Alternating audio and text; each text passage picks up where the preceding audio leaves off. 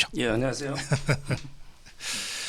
예, 추석이지만 뭐 덕담 한 말씀 해주실래요, 먼저? 추석이면 이제 그 떨어져 있던 예, 친지들이 모여가지고 이제 그 정치 이야기나 예, 이런 데 그 토론을 하다 보면 예, 거대하게 그 민심이 여론의 흐름이 정해지거든요. 네, 뭐 저는 이번에는 이게 그 다음 주에 이제 집안의 결혼식 때문에 예, 안 내려가지만 저도 이제 이번 연휴에 많은 사람 만났어요. 민심을 제가 들어보니 네, 결국은 이제 그 세 명을 처단해라. 이게 민심이에요. 세 명을 처단하라. 세 명을. 예, 누구냐면 이제 그 양산에 있는 김정의 똘마니, 양산에 있는 이제 김정은 똘마니 있잖아요. 예, 문재양. 네, 이 사람은 이게 그 북한의 그 3대 세습 체제를 위해서 국민의 고귀한 목숨까지 희생 제물로 바쳤던 이게 문재양 아닙니까? 예, 이 사람 이게 그 처단해라. 이게 첫째 여론이고요. 그다음에 두 번째 성남의 그 철면피 네, 점재명 이 사람은 이게 당군일의 최대 부패 범죄 위선자 거짓말쟁이 아닙니까? 그 성남에 있는 철면피 찢어버린 데가 찢재명 또는 이제 점빼가 점재명 이 사람에게 처단해라. 이게 두 번째고요. 그다음에 그 세 번째가 바로 이제 그 아무리 품어도 오리가 절대 안 되는 낙동강의 썩은 오리알. 낙동강이 썩은 오리알 아무리 품어도 오리 됩니까? 썩은 달걀 아무리 품어도 닭이 됩니까? 이런 데 칠곡의 또라이 미친 게 이준석 처단해라. 이 세 가지가 이제 그 추석 민심이 아닌가 봅니다. 아이고 참 그래요. 예, 추석 민심을 아주 한마디로 정리를 해주셨네요. 예, 자, 그 이재명, 문재인, 이준석을 처단하라. 그런데 이게 다 처단하려고 그러면 그냥 가서 들고 패는 걸로는 안 되잖아요. 예. 법적인 절차를 밟아야 되잖아요. 법과 그렇죠. 시스템에 의해서. 이게 윤석열 대통령이 계속 강조하는 거 아닙니까? 그렇습니다. 법과 시스템에 의해서. 제일 먼저 이제 처단되는 게 그 이재명이죠. 네. 이재명은 이제 제가 누누이 강조하는 대로 3단계 처단법이거든요. 1단계로 이제 그 선거법으로 기소를 했잖아요. 이거 두 건. 그래요. 예. 그러면 이제 벌금 100만 원 이상 받으면 국회의원 배지하고 이제 당대표 배지, 방탄 조끼가 이게 그 갑옷이 다 날아가요. 1단계는 방탄 갑옷을 그렇지. 벗기는 거죠. 음. 대표하고 의원.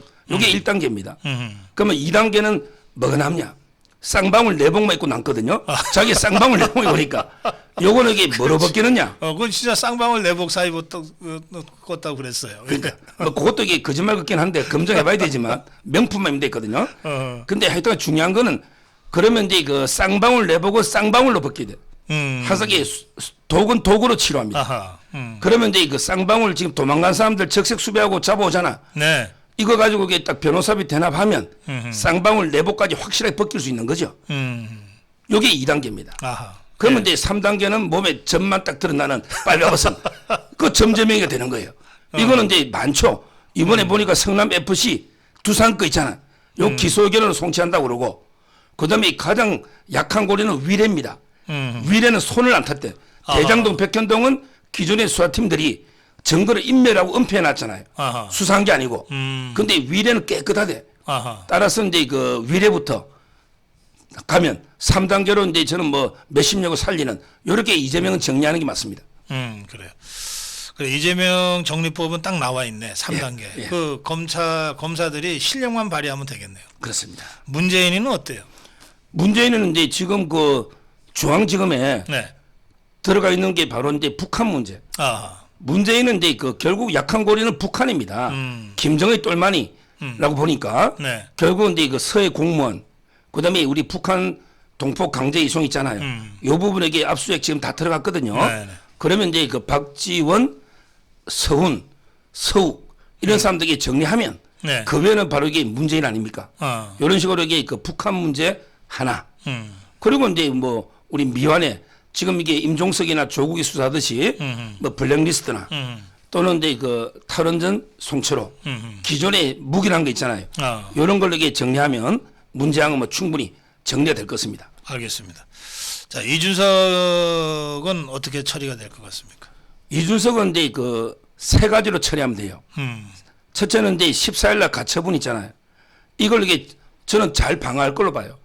왜냐하면 이게 황정수가 네. 옛날에는 이제 그 최고위원이 4명이나 있었거든요. 그러니까 이제 전국에서 채우고 하면 채울 수 있는 거 아니냐. 이래가 비상상이 아니라 했잖아요. 네. 근데 이번에는 황정수 제가 보기에 뭐 고조 할아버지가도 안 될 것 같아요. 어허. 왜냐하면 이게 그 최고위원이 김용태 하나 남았거든요. 김용태 하나 남은 걸 그러면 전국에서 8명 최고위원 다 채우라. 이게 말이 안 되잖아요. 이번에는 이게 비례를 안 갈 수가 없어요. 최고위가 복원이 안 된단 말이야. 이미 당헌 당규를 또 바꿨고 항상 가처분이라는 거는 지금 시점 그때 시점이거든요. 아. 따라서 이제 그 가처분을 이번에야말로 이준석이 콧대를 끄끈할 수 있는 황정수 아무리 해줄라 해도 김용태 혼자인데 어떻게 최고위 채웁니까? 지도부를 했어야 되잖아요. 네. 전당대회 준비하려면. 따라서 가처분으로 하나 이기고 네. 그다음에 그 16일 날 경찰이 소환하잖아요. 아, 그래요. 요거는 이게 무고는 기소한다 하니까 그걸로 이게 그 하나 하고 그 성상납은 뭐 저기 저 공소시효가 지났다. 네, 그런 문제죠. 예. 그다음에 그 이제 28일 날 윤리 있잖아요. 아. 윤리위. 그걸로 이게 그 영구 제명시키면 돼요. 네. 그래서 이제 그 가처분 그다음에 기소 그다음에 제명 이렇게 그 세 개 방망이로 이준석을 때려 패면 네. 되는 거죠. 저는 이 이준석이 제가 조금 전에 미친 개라 했잖아요. 예. 근데 그 미친 개는 몽둥이 약에다 이 제가 원문을 적어왔어요. 이거 또 다 뒤집었잖아요. 이준석이라는 이게 미친 개를 때려잡으려면 몽둥이가 약인데 이게 박정희 대통령이 언제 하신 말씀이냐? 1976년에 그 판문점에 도끼 만행 사건이 있었죠. 도끼 만행 사건. 요거 터지고 그리고 이게 얼마 뒤에 바로 삼상원학교 졸업식에 가가지고 박정희 대통령이 이런 말을 했습니다. 미친 개를 몽둥이가 아닌 먹이로 달래야 한다는 미친 주장을 하는 이런 미친 것들이 더 미쳐날 때는 이 세상이 답답하다. 야, 저는 이게 미친이란 말이 4번 들어가더라고요. 미친 개를 몽둥이가 아니라 먹이로 달래야 한다는 미친 주장을 하는 이런 미친 것들이 더 미쳐 날뛰는 이 현실이 답답하다. 하여튼 핵심은 이게 미친 개를 몽둥이가 아닌 먹이로 달래야 된다는 이런 말도 안 되는 주장을 이게 김웅이, 하태경이, 유승민입니다. 아니 미친 개는 몽둥이로 때려잡아 안락사 시기 되는데 이걸 이게 먹이로 달래야 된다? 이준석이는 낙동강의 썩은 오리알이단 말이야. 썩은 달걀, 오리알을 아무리 품어도 오리가 되고 닭이 됩니까? 네. 지금도 이게 이준석이 품어야 된다. 이게 미친 주장이에요. 이런 이게 미친 자들도 같이 이게 몽둥이로 저는 썰어내야 된다. 이렇게 보는 거예요. 그래요. 그 미친 개를 먹이로 다스려야 한다는 달래야 된다. 달래야 한다는 미친 것들이 있다. 이런 미친 주장을 하는 미친 것들이 이준석이만 아니라 저 문재인이도 그래 보이는데 저 미친 김정은이한테 계속 먹여줘서 달려야 된다고 5년 동안 쏘았잖아. 그래서 제가 이게 그 3명이 똑같죠. 바로 이게 문재인, 네. 이재명이도 이게 북한에 쇼한다고 좀 이따 하겠지만 아태협에 돈을 이게 얼마 받았습니까? 전부 이게 다 문재인, 이재명, 이준석 다 이게 똑같은 짓을 하고 있는 거예요. 알겠습니다. 자, 추석 민심 전하는데 좀 시간이 걸렸습니다. 김건희 특별법, 김건희 여사를 공격 타겟으로 해서 좌파들이 169명 전원의 이름으로 특검법 발의를 했어요. 그런데 조정훈 한 사람이 이거를 안 돼 그래 버리니까 안 되는 것 같으네요. 조정훈. 네. 이분이 저는 뭐 상당히 그 대단하다 봐요. 뭐라고 여기 글을 썼냐 페이스북에. 네. 소중한 추석 밥상을 짜증나게 하는 특검법은 반대합니다. 그래요. 소중한 추석 밥상에 지금 이게 밥상에 반찬이 12개 뭐 이재명이 때려잡고 문재인이 때려잡고 이준석이 때려잡는 맛있는 반찬이 많은데 갑자기 12년 대 완전히 신나무를 다 음식이 식어가 못 먹어. 12년 돼 가지고 이런 게 신나무를 밥상에 떡 올리려면 어떻게 먹어요? 그러니까 이게 김건희 특별법이 12년 된 이런 게 그 이런 게 밥상이고요. 근데 저것들이 권력 잡고 있을 때 탈탈 털지 않았어요? 그럼요. 결국은 이제 그 이성윤이라고 문재인의 경희대 후배, 그다음에 이정수라고 박봉계의 6년 남강고등학교 후배, 이 사람들에게 2년 반 동안 탈탈 털어서 못한 거죠. 이 말이 안 되는 건데 저는 김건희 특검법 있죠. 요거는 이게 이거 5단계로 막으면 돼요. 그러니까 이게 철저 5단계 뛰어넘을 수가 없어. 누가 막느냐? 네. 1단계 그 김도읍 법사위원장. 김도읍 투사 아닙니까? 법사위원장을 가져왔잖아. 그래. 그러면 이게 딱 사회봉을 지고 있으니 1차적으로 이게 막는 거는 김도읍입니다.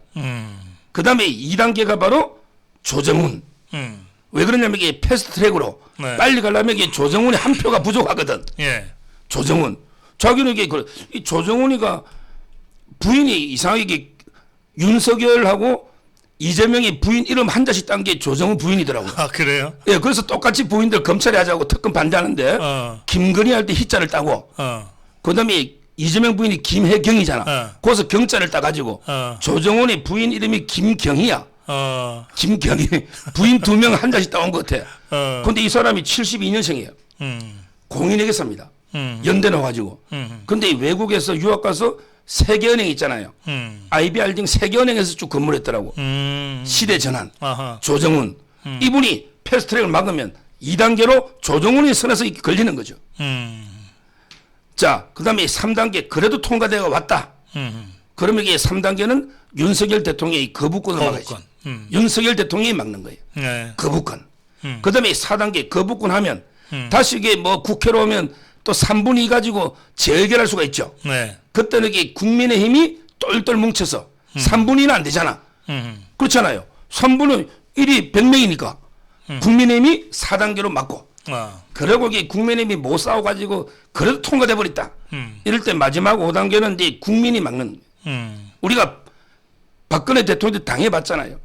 제가 항상 하는 말이 한 번 쏘으면 쏘긴 놈이 나쁜 놈이야. 근데 2번 쏘으면 쏘은 사람이 바보야. 우리가 박근혜 대통령 때 한번 당해봤잖아요. 박근혜 대통령 때 탄핵 때 그때 좌파들의 가짜에 얼마나 우리가 놀아놨습니까? 한 번 쏘으면 쏘긴 놈이 잘못이야. 문재인이나 이재명 쏘긴 놈이. 근데 이번에 또 쏘으면 이게 우리 국민이 바보입니다. 네. 예. 국민이 막아내야 되는.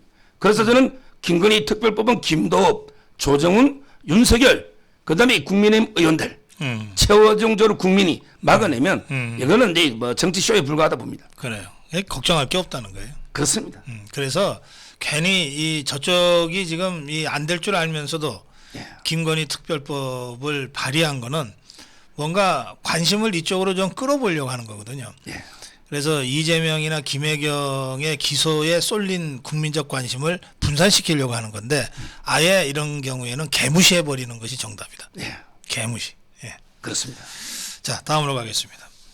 이재명이하고 김혜경이가 일단 이재명이가 기소됐고 김혜경이도 같이 기소됐나요? 이재명은 이제 먼저 기소를 했고요. 네. 선거법으로. 네. 아마 근데 대장동은 그게 증거는 많은데 분명히 초과이익을 빼자 공무원이 건의를 한 걸 자기가 안 받아줬다고 했거든요. 네. 근데 나중에 보고 안 받았다 했단 말이에요. 그런데 그 초과이익 환수라는 말을 안 쓰고 그냥 이 민간의 과도한 이익을 좀 이게 환수해야 됩니다. 요 표현이에요. 민간의 과도한 이익이 안 가도록 해야 됩니다. 이거하고 초과이익 환수 이 똑같은 뜻이잖아요. 근데 표현이 다르다가 그건 기술을 못했어요. 네. 거의 똑같은 취지인데 표현이. 그래서 이제 이번에 그 백현동 있잖아요. 4단계 국토부 협박 백현동하고 그다음에 김문기 씨는 뭐 실시간으로 알았던 게 2009년부터 쭉 놓기 때문에 그 2개를 이게 그 일단 이재명 기소했고요. 네. 뭐 나머지도 이게 그 다 수사를 하고 있는 요런 데 그 상황이니까. 네. 근데 문제는 이제 그 김혜경 씨 있잖아요. 김혜경이 이게 중요합니다. 네. 김혜경에는 이제 공범자 배소연 씨 있잖아요. 배소연이 있지. 배소연 말 선거법만 기소를 해놓은 거예요. 선거법만. 네. 배소연도 이제 그 업무상 배임이나 국고손실 아직 기소를 안 했어요. 네. 선거법은 공소시효 때문에. 그러면 여기 김혜경 씨는 어떻게 되느냐? 공소시효가 정지가 돼요. 우리나라 법에 공소시효가 정지되는 게 세 개가 있어요. 아, 하나는 이 공범자를 기소하면 나머지 공범자도 공소시효가 딱 그때부터 정지가 돼. 아, 정지. 기간이 남는 거죠. 음, 언제까지? 재판이 확정될 때까지. 아, 그러니까 한 1년 되겠죠. 그다음에 두 번째 정지되는 게 외국으로 도망가면 정지됩니다. 쌍방울이죠. 쌍방울이게 너가 외국으로 아무리 도망가도 공소시효 시기는 그때부터 멈추가 있는 거예요. 돌아오면 이게 다시 진행되는 거죠. 마지막으로 정지가 되는 게 대통령이에요. 대통령. 대통령은 이제 형사소추 특권 때문에 5년 동안 정지되어 있는 거예요. 이 세 가지거든요. 그러니까 이제 그 김혜경 씨는 결국 배소연만 기소해두면 공소시효의 시계는 멈춰 있는 거예요. 그러고 이게 더 조사하는 거예요. 아, 지금까지 밝힌 게 배소연이가 2천만 원이거든요. 근데 김혜경 씨는 한 700만 원 정도 밝힌 거예요. 좀 더 이게 그 혐의가 많아요. 더. 왜? 차량도 특수활동비로 사고 복집에서 300 몇만 원 문구도 있고 혐의가 엄청나게 많은 거예요. 따라서 이제 그 김혜경의 수사는 좀 더 하고 네. 그다음에 국고 손실은 못 건드렸잖아요. 아, 요거는 이게 이재명이가 10개 실구 카드를 준 게 맞거든요. 그 이게 국고 손실도 조사하고 좀 더 이게 시간이 충분히 있잖아요. 이제 정지가 됐으니까. 그래서 이제 그 조사를 좀 더 한 다음에 김혜경이는 추가로 기소한다. 그다음에 이재명도 그 부분은 더 조사를 한다. 이런 게 검찰의 입장이에요. 따라서 뭐 김혜경이는 지금 이게 더 불안한 거죠. 그 국고손실죄가 형이 무겁죠. 그거는 이제 5억이 넘으면 뭐 무기징역까지 되는 5년 이상. 네. 1억만 넘어도 이게 그 3년 이상 징역. 그래서 그 부분을 이제 경찰이 못 건드렸거든요. 검찰에서는 이제 그 국고 손실과 배임까지 네. 지금 선거법은 기소해놨고 그 두 개는 시간이 많아요. 네. 그런데 재밌는 게 이제 김혜경이가 변호인이 누굴까? 이게 그 아무도 취재를 못하는 거예요. 이태영인가가 그 변호 옛날에는. 옛날에 이제 해경군 김씨 사건 때. 그때 이태영이가 무료 변론을 했다고 돼 있죠. 23억을 쌍방울한테 받고 네. 신고할 때는 무료 변론. 이래가지고 이게 또 조사 중에 있거든요. 그래서 이번에는 이게 변호인이 누굴까 제가 궁금했는데 네. 아무도 이게 기자들이 몰라요. 그래요. 그래서 제가 이제 그 패널 중에 좌파 패널도 많잖아. 이쪽에 한번 쭉 형동시하는 패널들한테 물어봤지. 물어보니까 김혜경은 이제 변호사를 선임했어요. 이찬진 변호사라고 있습니다. 예. 이분이 이재명하고 연수원 동기예요. 동기. 서울대 법대 나왔는데 바로 변호사에서 민변의 부회장했던 참여연대도 이랬고 여기에 이제 이찬진 변호사가 김혜경이를 지금 변호하면서 들어가가지고 네. 조사받는데 근데 이제 문제는 이게 이제 큰 의혹이 터졌죠. 뭐냐면 이게 그 2019년에 이재명이가 자기 집을 담보로 해서 이찬진 변호사한테 5억을 빌려요. 5억을 빌려서 이게 1년 뒤에 갔거든요. 네. 이게 딱 등기부에 나옵니다. 아하. 근데 도지사가 뭐 가등기 했나? 예, 건주당 네. 도지사가 이게 친구 변호사한테 5억을 빌려가지고 네. 1년 뒤에 갚는 거래가 이상하잖아요. 그때 이재명이 재산이 현금성 자산이 16억이야. 현금 자산이 16억이 있는데 16억이 있는데 5억을 왜 빌리지? 5억을 빌린 거예요. 그럼 이게 빌려가 어디 있었느냐? 이찬진 변호사 인터뷰 보니까 아이고 내 친구가 변호사비가 좀 부족해서 빌려간 것 같다. 이런 인터뷰가 있어. 아 그래요? 예, 월간 조선에. 어허. 그러니까 저는 이게 그 당시에 재판을 한참 할 때잖아.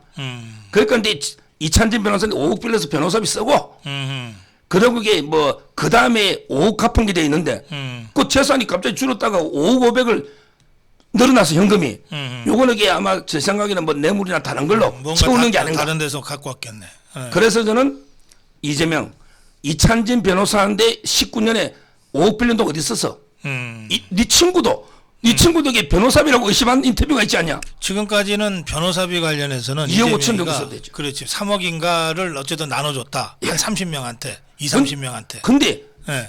연수원 동기 변호사한테 5억을 빌려 쓴 데가 없어요. 두 번째, 근데 갑자기 사인간에 채권하면서 5억 5천이 생겨. 이 돈으로 이게 또 늘어나. 그렇게 갚는데 도저히 무슨 돈으로 갚았니? 그 다음에 뭐 이자는 받았다고 하는데 법정 이자를 그것도 이게 한번 조사를 해봐야 됩니다. 그래서 그 의혹 투성이 이찬진 변호사가 이번에 김혜경을 변호했고요. 앞으로 이게 이재명이도 이제 변호인을 지금 구성하고 있대. 예. 근데 상당히 애로를 겪고 있다더라고. 왜? 변호인 할 사람이 없잖아요. 이제는 이게 큰 로펌도 안 가고 그다음에 옛날에 50억 클럽에 강찬호나 50억 클럽에 있는 사람들은 안 가고. 그다음에 이태영, 이남석, 나성철은 전부 이게 수사 중에 있고 지금 이게 상당히 애로를 겪고 있는 걸 보입니다. 알겠습니다. 예. 자, 김혜경 추가 수사가 생각보다 좀 크게 번져갈 수 있겠다 싶으네요. 자, 그건 그렇고 여기 저 배소연이도 그렇고 유동규도 그렇고 지금 이 배소연이는 불구속이죠. 네. 네, 기소된 상태고 유동규는 구속된 상태 아닙니까? 그렇지만 이 사람들 입장에서 보면 배소연이하고 아주 특수관계에 있었던 사람이 극단적 선택을 했고 유동규 밑에 있던 사람 둘이가 극단적 선택을 한 상태고 이 사람도 심리적으로 매우 불안하다는 얘기가 있었고 또 배소연도 그 극단적 선택 이후에 굉장히 그 불안해했다는 얘기들도 있어요. 이 사람들 우선 신변 안전이 걱정되고 두 번째는 이제 이 정도 되면 아 이거 내가 몇 년을 누굴 위해서 감옥을 살아야 되나 하는 회의가 스스로 일 수밖에 없거든요. 그래서 이른바 프리즈너스 딜레마에 이 두 사람이 빠질 수가 있다. 이걸 검찰이 수사 과정에서 그 잘 활용을 하면 의외로 중요한 진술들이 나올 수도 있겠다. 그런 생각이 드네요. 유동규는요. 네. 벌써 이게 입을 조금씩 열고 있습니다. 아하. 특히 김문기 씨를 모른다는 거 있죠. 이번에 기소됐잖아. 네. 여기에 그 유동규 씨가 상당히 충격을 받은 것 같아. 아하. 왜냐하면 이게 2009년 리모델링 협회 그 전무이사가 김문기였어요. 그다음에 그 리모델링 그 조합장이 유동규였습니다. 아하. 오래 전부터 2009년이면 19년 지금 이게 13, 14년 동안 친하게 지낸 거예요. 유동규 입장에서는 김문기가 이재명보다 먼저 알았던 거죠. 친한 거죠. 아하. 뭐 그러면서 이게 김문기하고 자기가 이게 이재명한테 직접 대면 보고 있잖아요.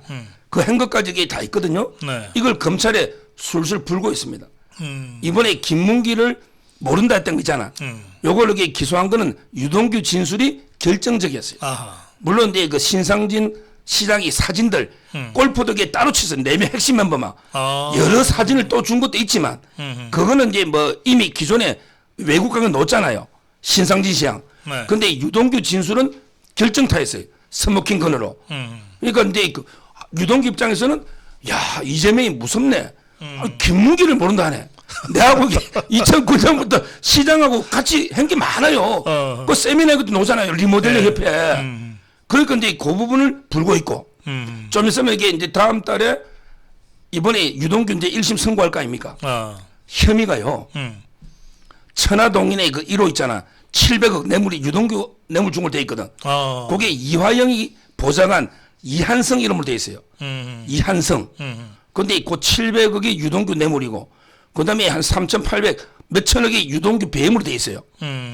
그러면 이게 유동규 형량이 엄청나게 높을 거 아닙니까? 거의 무기까지 나오겠네. 그럼요. 예. 그러면 이게 유동규는 흔들거리죠. 솔직히 700억은 유동규가 지가이거든요. 제가 근데 그 재판 가봤더니 김만배 씨가 700억은 내 거라고 그러더라고. 뇌물 준 걸로 하면 안 되잖아. 내 돈이래.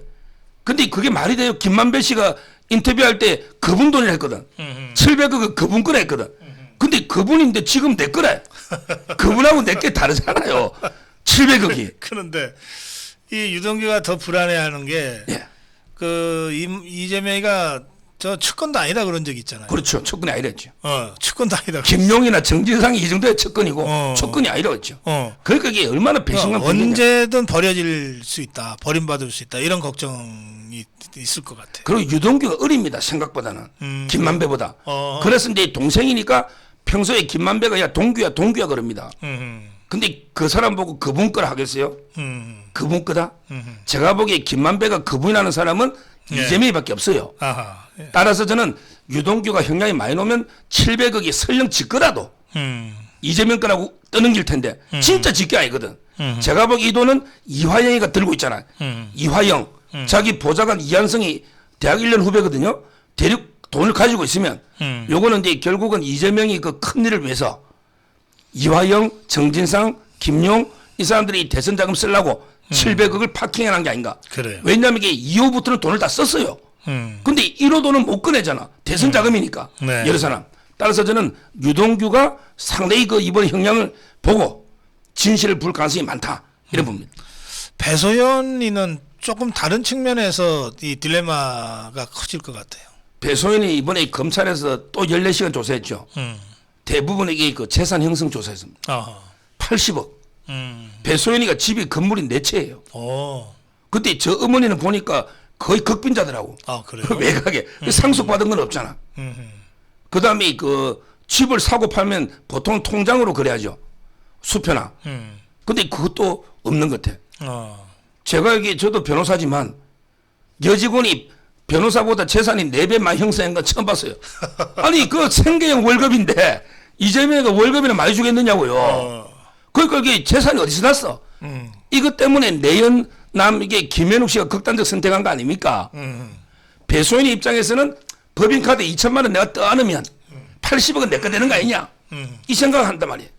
따라서 저는 80억 재산 형성을 철저히 조사해가지고 네. 이 재산을 몰수해버리는 거지. 그러면 이게 배소연은 멘붕이 옵니다. 그러면 이게 안 물 수가 없어요. 자기 혼자. 저는 배소연도 재산 80억 때문에 그거는 재수의 딜레마에 빠져가지고 네. 자기가 이게 그 빠져나갈 수, 뭐 자기는 재산 다 잃고 혼자 처벌되고 사랑하는 내연남 남편도 잃고 그러면 이게 이제 갈 때까지 갔잖아. 이때 되면 이게 저는 진실을 밝히지 않을까 이래 봅니다. 그래요. 알겠습니다. 이게 뭐 이재명 입장에서는 당장 이 자신을 향해서 들어오는 사법의 칼날도 칼날이지만 유동규다 배소연이다 뭐 여러 사람들이 있잖아요. 예. 언제 어디서 뭐가 터질지 정말 좌불안석이겠어요. 그럼요. 지금 이게 뭐 아까 권성동덕의 추석 밥상에 반찬이 12개 아수라 12개라는데 제가 봐도 이게 뭐가 튀어나올지 지금 이제 그 선거법은 기소가 돼버리고 그러면 이게 앞으로 이게 재판이요. 네. 6개월, 3개월, 3개월입니다. 1심이 6개월, 네. 23, 3이면 거의 2개 끝내려면 저는 일주일에 2, 3회 재판해야 됩니다. 일주일에 2, 3회. 제가 한 번 재판 갔더니 정영학 회계사 있죠. 네. 정인심을 하는데 재판을 4번 해. 오. 서울에 정인 한 명을 하루 종일 하고 4일 하더라니까 4번. 오. 정영학이. 네. 제 성남에서는 저는 2번 했어요. 그게 제가 정영학이 추궁하고 2번 했어요. 녹취록 만든 사람. 예. 정영학. 근데 나머지 먼저 유동규부터 줄줄이 나올 거 아닙니까? 이게 백현동 하려면 이제 김인석부터 뭐 정바울 줄줄이 나올 거 아닙니까? 김문기 하려면 대장동 다 불러야 될 거 아니에요? 저는 당대표 못한다 봐요. 6개월 동안 이게 일주일에 2-3번씩 너무 하루 종일 바쁘죠. 재판하는데 하루 종일 재판하는데 이거 어떡할 거냐고 6개월 내에 끝내라고 돼 있는데 어허. 근데 문제는 이것도요. 12가지 반찬 중에 하나씩 뭐 빙산의 일각이죠. 이제 뭐 줄줄이 지금 두산 FC 후원금 성남 FC 있잖아요. 네. 요것도 이게 곧 기소되면요. 그것도 많잖아요. 그러네. 그 다음에 그 또 오늘 이게 그 농계 그 쌍방울이 그 아태엽 있잖아요. 이것도 이게 또 수사 들어가거든요. 뭐 줄줄이 나오기 때문에 뭐 제가 보기에 당대표 아무리 당헌이 어쩌고 저쩌고 해도 빨리 이게 물러나야 되지 않나 이렇게 봅니다. 알겠습니다. 그 아태현 말씀하시니까 그 이화영이가 다 연결돼 있더라고요. 아태엽. 제가 보기에 그 이해찬이가 한 것 같아요. 이해찬. 이해찬이가 이재명 밀 때 이해찬의 최측근이 이화영이고 그 다음에 그 보좌관이 이한성이잖아요. 이한성. 이 아태엽이라는 게 단체가 누가 만든 거냐. 안부수라는 사람이 있어요. 포항 사람이에요. 안부수. 네. 이 사람이 뭐 우리 유골들 있잖아요. 봉안하는 거. 2차 대전. 예. 이런 데 사업하는데 제가 보기에 거의 뭐 페이퍼 컴퍼니 알거지예요. 돈도 없고 직원들도 없고 아무것도 없어요. 그래요. 이 사람 직업이요. 안부수가 쌍방울 계열사의 나노스라고 사내 이사입니다. 직업이 쌍방울 직원이에요. 사회 이사가 아니고 사내 이사 나노스에. 그리고 사무실이 쌍방울 안에 있어 계속. 아, 그래요? 그러니까 이제 그 이재명 선거운동을 주로 한 것 같아요. 이재명. 네. 그다음에 이재명이가 북한 관련 행사하면 쌍방울에 돈을 가져와가지고 네. 북한한테 뇌물도 주고 행사하는 이런 게 역할한 게 안부수입니다. 아태엽 회장이에요. 그러니까 안부수하고 근데 이화영이가 평화부지사잖아. 네. 이렇게 이재명이 대북 사업을 했는데 네. 지금 이게 돈이 간 게 쌍방울하고 KH라고 있잖아. 도망간 배상윤. 우리 하얏트 호텔 인수한 알펜시아하고 배상윤. 요 두 회사가 아태엽에 준 돈이 한 40억 돼요. 어이구, 많이 줬네. 와 40억. 그 중에 한 20몇 억 썼는데 지출을 전부 잡비라고 써놨더라고. 지출 내기 하도 없어. 잡비로 국세청에 회계감사하는데 잡비. 20억을 이게 북한에 뭐 행사 뭐 들겠어요. 북한 사람들 뇌물 주겠지. 리종혁부터 북한에 요인들 5명 왔잖아. 이천하고 이런 식으로 이게 이재명이가 북한 사업하는데 이게 저는 뇌물로 보는 거죠. 제3자 뇌물. 북한한테 주는 것도 뇌물이잖아. 네네. 요걸 하다가 이화영이가 이제 그 여기서 오버해가지고 카드를 써버린 거예요. 이화영이가 쌍방울 카드를 법인카드를. 공무원 하면서도 그대로 이게 1억 이상 썼잖아. 이거는 이게 명백한 뇌물이죠. 포괄적인 뇌물이에요. 부지사. 네. 그래서 이제 그 뇌물죄로 수사 중이고 저는 이제 곧 기소해야 된다. 이래 보고요. 그 다음에 아주 중요한 게 연루정이 넣었죠. 어제. 바로 이제 아태협의 분과위원장 안부수 밑에 그 위원장이 있거든. 네. 전모 씨입니다. 전모. 아직은 이름이 공개 안 돼 있어요. 전모 씨를 선거법으로 검찰이 기소를 했습니다. 이게 왜 중요하냐. 대전에 이재명 대선 선거 사무실을 운영한 힘입니다. 이재명 대선 후보를 불법 유사 사무실 차려놓고 선거운동했다 해서 전모 씨 아태협의 분과위원장이에요. 네. 요걸 이게 어제 9월 9일날 기소를 했단 말이에요. 아하. 9월 8일날. 네. 자, 그러면 이게 공범죄가 기소가 되면 공소시효가 정지가 된다잖아. 그래요. 자, 그러면 이게 전모 씨가 제일 말단이야. 공소시효가 정지됐죠. 그 위에 안부수를 기소하고, 그다음에 그 위에 이화영을 기소하고, 네. 그리고 그 위에 이재명까지 수사하는 이런 단계거든요. 아하. 여기 검찰이 전면 수사로 전모 씨부터 기소해서 공소시효 정지하고, 네. 그다음에 전면 수사 들어간 거예요. 알겠어요. 그런데 이제 이 이화영이도 쌍방울의 사회이사 하다가 예. 뭐 또 이렇게 저 경기 평화부지사 하다가 이렇게 됐고 예.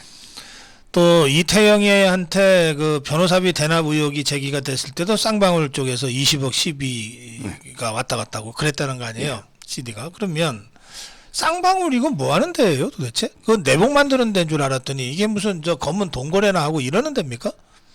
그 쌍방울. 네. 쌍방울은 이제 그 전북 조폭 김성태 6, 8년씩밖에 안 돼요. 그래요? 지금 태국으로 도망가 있잖아. 전북 그게 조폭이에요? 조폭 출신이죠. 여러 명이 들고 있으니까 그 인수해가지고 음. 국내도 이게 계열사가 열 몇 개지만 네. 중국에서 마스크 사업회가 연변에 북한하고도 이게 돈이 많이 오는 중국에도 사업체가 많아요. 아, 그래요? 검은 돈 이게 세탁하면서 그럼 우리가 하는 그 무슨 저 트라이 하는 그 쌍방울하고 달라요 회사가? 맞죠. 그러니까 쌍방울 내복을 입죠. 근데 그것도 이재명은 습관성 거짓말쟁이기 때문에 실제는 명품 내 입는데 명품. 그것도 옷 벗기 가지고 확인해 봐야 돼. 허위사실은 더 유포입니다. 쌍방울 안 입는데 자기가 명품만 쓴다 했거든. 근데 습관적으로 나 쌍방울 내복만 입고 뭐 관계없다 했잖아. 그 거짓말이에요. 습관성 거짓말쟁이니까. 근데 하여튼 전북에서는 쌍방울. 그다음에 전남 조폭 배상윤이 있잖아. 그거는 KH. KH 필룩스 그룹이라는데 KH 그룹이랍니다. 6천억 M&A 거예요. 이 두 개가 한 형제예요. 둘이가 이게 돈을 빌려주고 빌려받고 둘이가 이게 서로 거래해서 돈이 복잡하게 섞어놨는 그 세탁 하나. 개인끼리 법인끼리. 법인끼리도 법인끼리도. 둘이 조폭이니까 전남 전북. 근데 이 둘이가 사석에서 맨날 그런데 이재명이가 대통령 되면 야 너거는 삼성그룹처럼 되고 우리는 LG그룹처럼 된다. 이재명이만 되었으면 이게 KH하고 6천억을 애면했다니까. 쌍방울이. 거의 뭐 삼성그룹, LG, SK그룹까지 가는 이런 이게 꿈을 꾸다가 지금 이게 둘 다 도망가 있는 도망가도 이게 공소시효는 정지되어 있습니다. 이런 이게 지금 상황입니다. 참네 그렇구나. 그 이화영이가 법인카드를 쓴 거는 팩트로 확인이 된 거죠. 그렇겠죠. 그럼 그것만으로도 이 이화영이는 그 사법의 칼을 피할 수 없게 되는 겁니까? 그거는 이제 뇌물이 1억 넘으면 10년 이상의 징역이니까 이거는 뭐 못 빠이 나가죠. 부지사 때 기업체 카드를 쓰면 돈 받는 거와 똑같잖아요. 그렇죠. 그리고 이게 도지사나 부지사는 모든 업무를 도와줄 수 있잖아. 실제 대북 업무를 쌍방울이 하려 했거든. 그 포괄적인 내용. 포괄적이고 이게 직무활성이 있잖아요. 빨리 저는 구속해야 될지 구속한다고 봐요. 이렇게 조사하면 그러면 이게 이화영이가 그 돈을 카드를 어디서 쓸까? 이화영이가 이제 일산의 킨텍스의 대표입니다. 지금 대표. 킨텍스. 경기도가 최대 주주죠. 30몇 프로 들고 있어요. 그러면 이게 그 밥은 킨텍스 카드로도 밥은 집 앞은 묵지.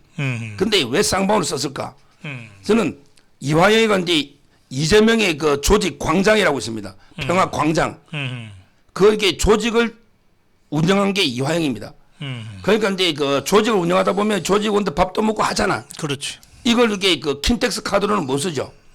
결국에 쌍방울한테 카드 뇌물 받아가지고 이재명의 그 사조직 이걸 이렇게 관리한 거죠. 그래서 이재명까지 불똥이 튈 수밖에 없는 거예요. 그 킨텍스는 그 경기도의 산하기관이기 때문에 이게 공기업이잖아요. 예. 공기업의 법인카드로 선거에 썼다 그러면 그 자체가 범죄거든.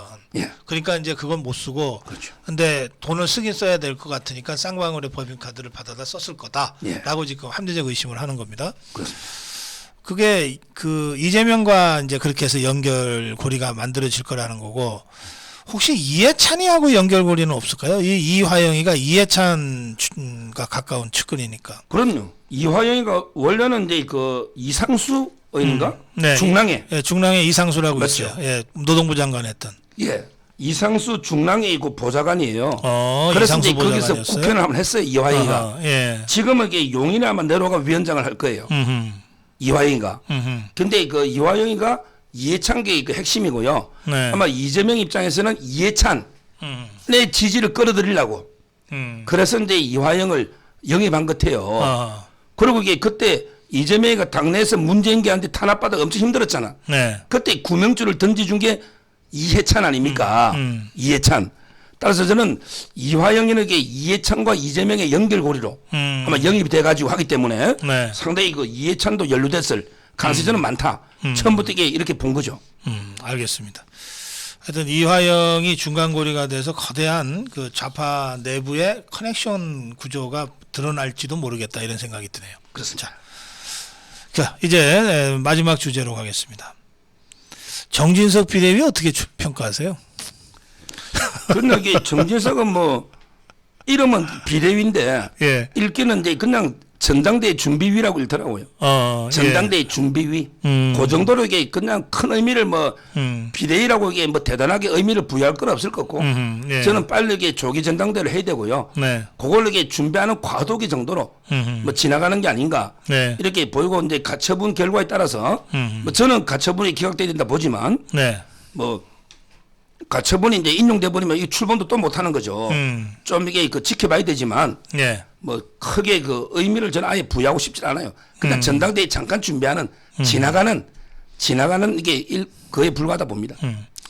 근데 누구나 다 자리에 앉으면은 욕심 생긴다고. 뭐 월랑 욕심이 많은 사람이 자리를 잡은 것도 할 수 있지만 얘기할 수 있지만 자꾸 저 비대위를 올해 안에는 못 하겠다. 저 전당대회를 말이죠.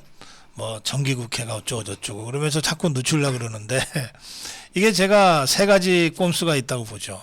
하나는 정진석이가 그래도 절대 비상 대권을 가진 그 비대위원장이니까 기왕하는 거 하루라도 더 하고 싶어 하겠죠.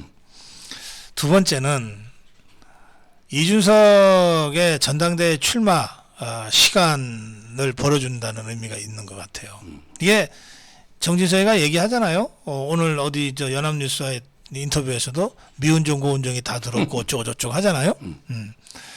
그다음에 세 번째가 권성동의 전당대회 준비에 시간을 벌어주려고 하는 측면이 있는 것 같아요. 저는 세 번째 거가 제일 크다고 봅니다. 지금 이게 권성동이가 또 나오면 네. 그 되겠습니까? 근데 거의 또 나온다는 게 그 뭐 중론인데요. 근데 본인이 원내대표를 책임지고 사퇴한 분이 다시 이게 당대표를 놓은다? 네. 이게 말이 됩니까?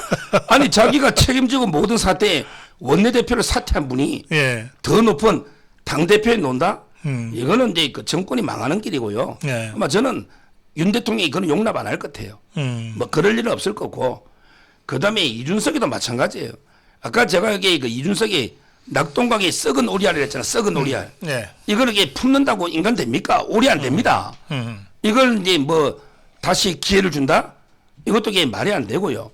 저는 이번 전당대회는 정말 이게 그 이런 게 최근의 어려움과 전혀 무관한 완전히 새로운 인물 있잖아요.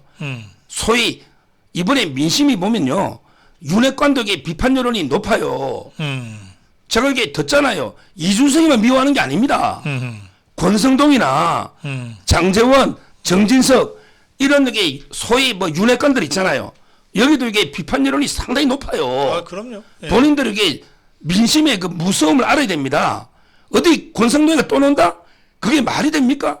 그럼 이게 제부터 전국 방방곡곡단님이 반대해야죠. 저는 안 놀 거로 보는데 아무리 그래도 그건 윤 대통령이 용납 안 할 거예요. 예. 저는 권성동이 어렵고 정진석이도 이게 물러나고 이준석이도 안 되고 결국 이 새로운 인물이 새롭게 참신한 이런 인물이 당을 이끌어야 이래 봅니다. 알겠습니다. 그 지금 권성동이가 원내대표를 사퇴했어요. 네. 19일 날 이제 원내대표를 뽑는 선거가 있을 예정이라고 합니다. 여러 사람들이 거론되고 있는데 현역 의원 중에서 해야 되기 때문에 예. 그 우리 서정욱 변호사는 어떻게 전망하세요? 아니 모든 이게 선거 통틀어 가지고요. 네. 가장 예측하기 힘든 게 원내대표 선거라잖아요. 왜냐하면 이게 뭐 다른 선거는 이게 여론조사도 있고 뭐 객관적인 지표가 있죠. 예. 근데 이 원내대표는 100여 명의 의원이 뽑으니 음. 또 의원들에게 여론조사하면 이게 뭐 진심을 털어놓습니까? 표본이 안 나오잖아. 네. 가장 선거 중에 그 예측이 어려운 게 원내대표고요. 근데 특히 저처럼 얼마 전에 며칠 전에 박사님이 뭐 몇 명 언급했잖아. 예. 그랬더니 댓글에 뭐 고 박사가 사람 보는 눈이 없네. 이래 올린 거 기억나시잖아요. 아, 예. 제가 그 방송을 봤거든요. 아, 그래요? 근데 제가 또 몇 명 거론하면 예. 야 서정욱이 또 사람 보는 눈이 없네. 뭐 이런 댓글밖에 안 올 것 같아요. 그래요? 따라서 이게 저는 제가 이게 몇 명 통화해 봤어요. 예. 좀 친한 조혜진. 조혜진은 제가 전화해서 이게 그 형님 정신 좀 차려가지고 앞으로 이게 이준석이 절대 옹호하지 말라고 제가 이게 미량 간다 하길래 네. 좀 통화도 해보고요. 그다음에 저 개인적으로는 윤재욱 의원이 친하긴 해요. 아, 그래요? 대구인데 삼선인데 이번에 외국 유럽 가요. 지금 외교위원장입니다. 정무위원장 하다가 어허. 거기도 이게 뭐 생각이 없는 거고 뭐 며칠 전에 그 개인적으로는 윤상현 의원도 제 책을 150개나 사가 의원들 다 뿌렸거든요. 그랬어요? 포장마차도 나왔잖아요. 얼마 전에. 근데 그분은 뭐 당대표 갈지 원내대표 갈지 모르겠지만 네. 하여튼 저는 뭐 이번에 정말 원내대표는 진짜 이게 예측이 어렵다. 딱 떠오르는 인물도 없고 네. 따라서 이게 제가 섣불리 논평했다가 괜히 그 댓글에 핀잔만 받을 것 같아서 좀 이게 예측을 생략하고 싶어요. 알겠습니다. 예. 이게 정치판이라는 게 되든 안 되든 그림은 계속 그려서 움직이는 거거든요. 네. 그러니까 권성동이가 자기 나름대로 자기가 그만둔다고 이제 결심을 했을 때는 그만둔 다음에 수순을 그림을 그리면서 하죠. 네. 그림 없이 그냥 하지는 않아요. 그게 되고 안 되고는 또 다른 문제고. 제가 보기에 권성동이가 그리는 그림은 이걸 거예요.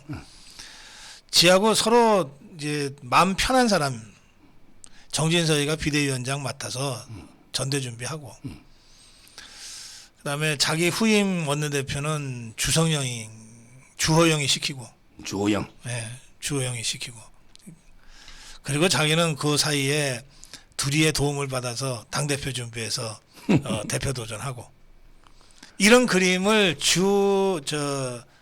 권성동이는 그리고 있을지 모르겠어요. 그렇게 그러니까 어떤 그림이든 그림을 그리면서 움직인다고요. 예. 지금 이게 그 권성동이는 당대표, 주호영을 원내대표, 네. 그다음에 정진석이를 비대위원장. 예. 이 그림 있잖아요. 이 그림은 이게 제가 보기 그 권성동도 망하고, 예. 당도 망하고, 다 죽는 길이야. 그다음에 윤석열 대통령도 망하는 예, 다 죽는 거. 최악의 시나리오다. 이래 보입니다. 그야말로 정객들이 완전히 말아먹는 구조죠. 예. 우리 류건일 선생이 말씀하신 그 정객들이 완전히 말아먹는 구조거든요. 예. 근데 이게 그런데 그 있을 법한 그리고 있을 법한 그림인 것 같지 않아요? 그러니까 자기는 이게 뭐 착각은 다 자유니까 자기 권성동이는 그릴 수도 있지만 객관적으로 보면 이게 그 최악의 그림이다. 바로 이제 그 윤석열 정권도 망하고 예. 당도 망하는 이런 게 그림이다. 저는 이래 보입니다. 그 그림은. 그러니까요. 예. 그래서 뭐 그런 그림을 아예 그리지 않고 있으면 다행이지만 그리고 있다 그러면은 가동할 거예요. 그러면 그것과 싸워야 되는 거예요. 예. 예, 망하는 거를 그냥 봐둘 수는 없잖아요. 빤히 망할 줄 알면서 그냥 끌려갈 수는 없잖아요. 예. 네. 예. 하여튼 그렇습니다. 자, 그다음에 오늘, 이거 예. 이준석 이준석. 수사. 이준석 수사. 좀 이게 제가 좀 기밀을 이준석이 측에도 이게 변호인을 많이 보더라고 이 방송을. 그래요? 제가 이게 수사 기밀을 좀 알려줘야지 알려줘도 대비 못할 겁니다. 이준석이 근데 그 16일 날 경찰 가잖아요. 예. 제가 이게 경찰한테 4가지 질문을 미리 좀 알아봤으니까 알려주니까 이게 한번 대비해보라 이거지. 이준석이한테 가면 4가지를 물을 것 같아. 아하. 이준석이 제일 먼저 이게 근데 이준석이 가면 뭐 나이는 직업은 묻습니다. 그러면 이게 직업은 뭐 전 당대표 이렇게 하겠죠. 그리고 이제 그 4개를 제가 적어왔어요. 질문을. 네. 제일 먼저 이게 이렇게 물을 거예요. 아이카이스트 김성진이 알아요? 그러면 이게 이준석이는 이렇게 대답하면 큰일 납니다. 아이고 요즘은 내가 TV 봐가 좀 아는데 2013, 4년 그때는 몰랐어요. 그게 이재명의 답변이에요. 김문기 그 옛날에는 몰랐어요. 지금은 좀 알지만. 이러면 이게 이준석도 큰일 난다. 신문 봐서 알지만. 와 김성진이하고 이준석이 만난 거는 정인이 거짓말 안 보태가 30명이 넘어. 참고인이. 너 김성진이 그때는 몰랐다. 요 대답하면 이게 김문기 이재명 꼴 난단 말이에요. 허위사실로. 요거 이렇게 묻고요. 그 다음에 2번째 술집을 물을 것 같아요. 너 이게 이준석 대표 혹시 이게 그 대전에 아마데우스 술집하고 리베라 호텔의 주피터 술집 알아요? 간 적 있어요? 이걸 묻습니다. 이재명 그 이준석이 대답 잘해라고. 나 여기 그 간 적도 없어요 하면 너 큰일 나고 이게 허위됩니다. 갔다는 사람을 정인이 10몇 명. 밴드까지. 제가 보기 그 장의사, 김의사하고 밴드 있잖아요. 예. 그 직원들 수사가 10몇 명이 그 온 거는 같이 간 일행도 있고 조사가 이 술집을 먼저 간 거부터 묻는단 말이에요. 2번째. 자, 그 다음에 경찰이 또 물을 거야. 이준석이한테. 3번째. 그러면 이게 너 7월 8일 술 먹을 때 옆자리에 앉은 빨간 드레스 입은 여자하고 그 다음에 하얀 원피스 입은 여자 알아요? 요걸 이렇게 물으면 이준석이가 그러겠지. 아이고 우리 여자도 없었고 술집까지 인정할 거야. 우리는 이게 빨간 드레스 하얀 원피스 전혀 본 적이 없어요. 막 이럴 거라고. 근데 이 부분도 정은이 엄청 돼 있대. 여자까지 전화해가 물론 이게 출석을 안 했어요. 결혼한 사람도 있어. M여대 학생 같아 그 당시에. 그래서 이게 그 조사가 엄청나게 돼 있을 겁니다. 나 이준석이 각오하고 대충 이게 뭐 하얀 드레스하고 빨간 드레스하고 하얀 원피스입니다. 요걸 이렇게 부인할 수 있을 거로 생각하지. 가보면 이게 깜짝 놀랄 겁니다. 조사가 엄청나게 돼 있을 거예요. 요게 3번째고. 그 다음에 4번째. 이게 문제예요. 이게 어제 그저께 경찰이 김철근의 핸드폰을 압수한 거예요. 근데 판사가 영장을 기각시키고. 영장을 기각했어. 그래서 제가 여기 그 판사 말고 다른 판사한테 아니 경찰이 왜 이렇게 해가지고 판사하고 막 욕을 했더니 그 판사가 그러더라고. 형님 김철근이가 무고한 게 아니라 이준석의 핸드폰을 압수해야지 왜 김철근이 거 합니까? 그 소리 듣고 제가 여기 딱 와닿더라고. 지금도 이게 경찰이 정신 못 차린 거예요. 아니 이준석이가 무고했으면 이준석이 걸 압수해야지 왜 김철근이 거 합니까? 이게 말이 됩니까? 근데 이렇게 경찰이 물을 것 같아. 예. 이준석 너 왜 이게 그 강용석 김세희만 고소하고 김성진은 왜 고소 안 하니? 요걸 이렇게 무고로. 4번째 질문합니다. 근데 그게 이유가 있더라고. 그때 당대표 할 때 가로세로가 7시에 그 작년에 12월 27일 7시에 가로세로 방송했거든요. 그러고 이게 이틀 뒤에 고소를 했어요. 그러게 당대표가 고소 안 하면 인정하는 게 되잖아. 그렇지. 그러니까 아무 생각 없이 고소하고. 근데 그날 방송한 날 가로세로가 방송한 날 김철근을 내려보내요. 그 다음에 장기훈 장이사하고 구두로 합의된 것 같아. 내가 돈 7억 줄 테니 내를 도와달라. 이러니까 이게 장이사를 믿고 가로세로를 고소한 거죠. 그때는 이게 무고가 안 될 걸 생각하고. 근데 돈을 안 주니까 장이사도 이게 진실을 밝히는 거 아닙니까? 요런 게 배경을 4번째 묻고. 마지막으로 이제 그 김철근이 무고 정경묘 교사 있잖아요. 김철근이가 네 전화 받고 바로 그냥 너 전화 받고 10시 51분에 가고 1시에 도착했거든요. 그러게 네가 내보낸 거 아니냐. 이런 질문이 쫙 준비가 돼 있어요. 그래서 저는 이준석이가 경찰서 가면 지금 이게 뭐 지금도 불안하겠지만 상상외로 자기도 기억 못하는 게 많은 게 조사돼 있다. 저는 이렇게 보고 있어요. 알겠습니다. 그러니까 가르쳐주지 말라는 분도 계시는데 가르쳐줘도 답을 이제 못할 겁니다. 예, 그런 거예요. 그리고 어느 포인트가 중요한 포인트인지를 우리 서정훈 변호사가 이렇게 예시하면서 여러분들한테 설명드렸습니다. 자, 시간이 다 돼서 우리 추석 덕담 한 말씀 듣겠습니다. 덕담보다 이게 이재명이 뭐 이준석 깔 게 많아서 마지막 시간도 이게 이재명이 하나 까야 될 것 같아요. 예, 그래요. 논문. 네, 그러세요. 지금 이게 박사님이 박사 논문 썼으니까 얼마 전에 뭐 어중이들이 검증한다고 떠들고 있잖아. 지금 이게 김건희 여사의 논문하고 예. 그 사인입니다. 음. 사인이잖아. 저는 제가 물타기가 아니고 이재명 논문 있잖아요. 이걸 이게 제가 한마디 하고 싶어요. 누가 이게 논문이라는 게 베끼면 도덕성이면 공직자가 훨씬 중요하잖아. 부인보다. 그렇지. 검증이. 음. 이재명이 논문에 대해서 이재명이가 2016년 11월 4일 부산에 갔어요. 2016년 예. 11월 4일 부산에 가가지고 석사 논문을 이재명 거 있잖아. 예. 이걸 이게 그 질문한 거죠. 이재명의 논문 제목이 자치단체의 그 부정부패 척결 있잖아. 부정부패. 그 방지에 관한 뭐 이게 대책 이게 논문 제목이에요. 아, 그래? 자치단체. 그러면서 이게 인터뷰했더니 이재명이가 지가 잘 아는 분야네. 지가 많이 해봤으니까 부정부패를 이걸 방지하는. 근데 인터뷰할 때 이렇게 딱 했더라고. 얼마나 건방진지. 제가 전문을 적어왔거든. 인터뷰할 때. 예. 자기는 중앙대학교를 졸업하고 사법고시 변호사도 땄기 때문에 이름도 없는 대학에 논문이 필요가 없지만 이름 없는 대학에 논문이 아무 필요도 없지만 그 이름 없는 대학이 어디예요? 그게 가천대 경운대죠. 참 가천대 경원대 학생 교수 교직원들은 이 대목에서 정말 분노해야 돼. 그렇습니다. 예? 그럼에도 이게 불구하고 자기가 부정부패 척결을 위해서 2년 반 동안 열심히 학교를 다녀가지고 내가 좋은 논문을 썼다. 이게 인터뷰입니다. 그러놓고 지금 문제되니까 반납해버리잖아. 예. 논문을 반납한다니까? 근데 학교에서 발표를 했어요. 표절이 없습니다. 아니 이재명이가 반납한다고 했는데 학교에서는 표절이 없대. 아니 너 개딸들 이게 이재명 논문과 물고 늘어져야지 지금 이 김건희 씨 논문이 뭐가 중요해? 어떻게 보면 이게 사인인데 공직자 이재명의 논문 그다음에 조국 논문 똑같잖아. 조국이 뭐 사회주의 뭐 헌법 뭐 했습니까? 그 가짜 논문 표절 논문가 서울대 교수하고 있잖아요. 조국이 아니 버클리 박사하고 영국의 박사 엄마가 푸는데 어떻게 10점이나 틀려가지고 B밖에 못 받느냐고 시험 치는데 이 엉터리 이걸 용해하죠. 저는 김건희 여사 논문이 아니고 이재명이 그 말도 안 되는 게 논문 조국의 그 논문 이걸 이게 우리가 물고 늘어져야 된다. 이 말씀을 마지막으로 덕담이 아니고 끝까지 이게 공개해야 된다. 그건 우리 자유파 국민들한테는 덕담이네. 알겠습니다.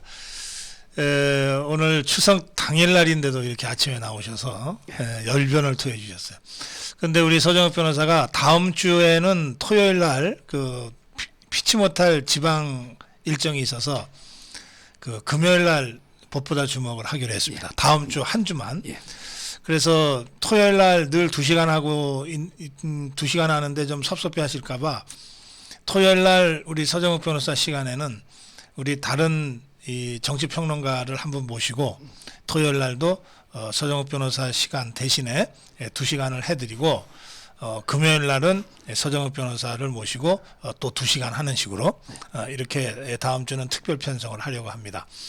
서정욱 변호사는 다음 주 금요일 그리고 다음 주 토요일 날에는 다른 정치평론가 이렇게 해서 여러분을 더 만나 뵙도록 하겠습니다.